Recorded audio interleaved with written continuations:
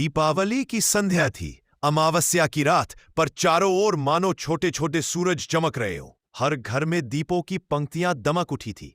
गांव के कोने में पंडित रामनारायण का घर उस रात सबसे अधिक उजाला लिए खड़ा था। उनकी जल से कलश भरा गया, जिसके ऊपर नारियल रखा था।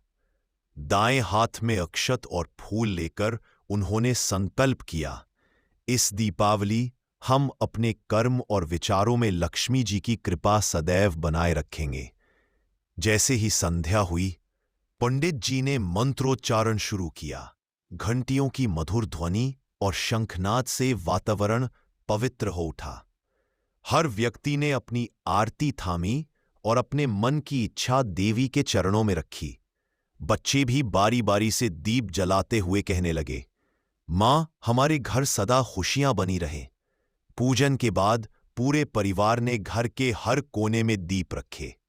सावित्री जी ने समझाया, जितना अंधकार हम मिटाएंगे, उतनी ही रोशनी हमारे जीवन में बढ़ेगी।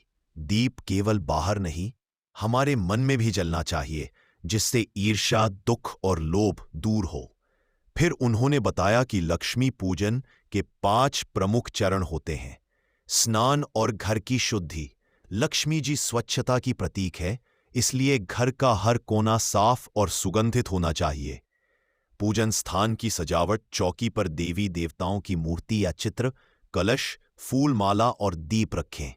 मंत्रों का उच्चारण, ओम श्रीम लक्ष्म्यै नमः। आरती और नैवेद्य, मिठाई, फल और धन धान्य का अर्पण कर देवी को धन्यवाद दे।